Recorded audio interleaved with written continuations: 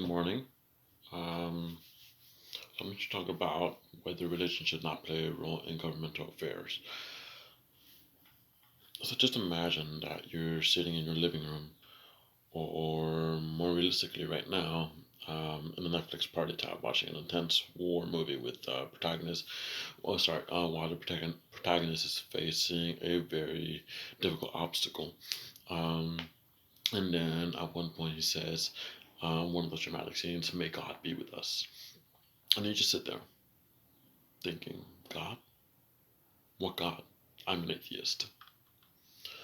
Today, you can see in many places how religion is applied to many things like movies, books, media, and especially governmental affairs.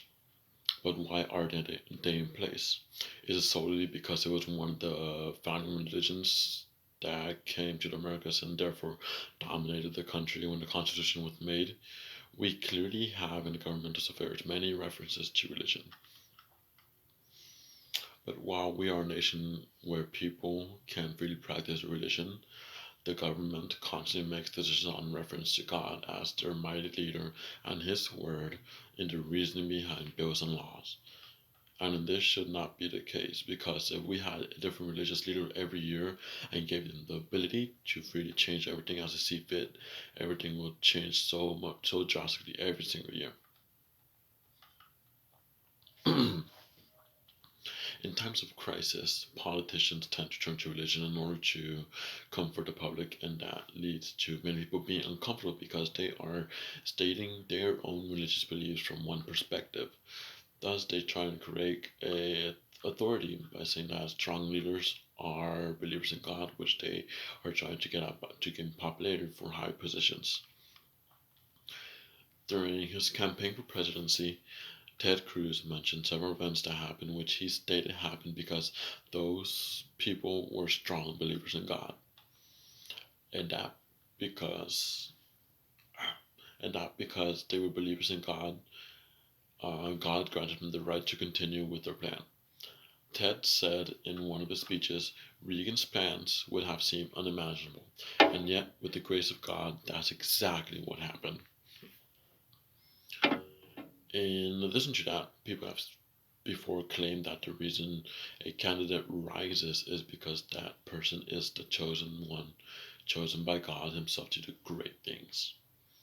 This claim by some people allows those individuals to get away with certain things, such as claims such as when Nikki Haley and Rick Perry claimed President Trump was the chosen one, lying about charitable giving, groping women, and enacting immigration policies that result in children being separated children being separated from their parents at the border.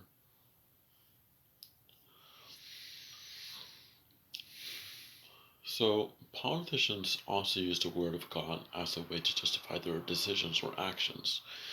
For example, a pastor named Rob Jeffress, in many instances, was giving excuses for President Trump's behavior.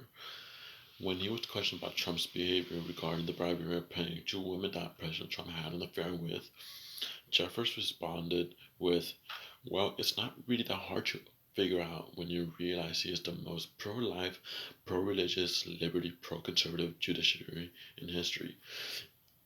Even if they were true, some of these allegations, I mean, obviously, we don't support extramarital affairs, we don't support hush money payments, but what we do support are these present excellence policies. And I find kind of interesting that he kind of in a way ignores the rest of the main point that people asked him about President Trump, and he just at the very end said that let's forget in general. He kind of over said, let's forget about all this stuff and let's just pay attention to what great decisions he's made during his presidency.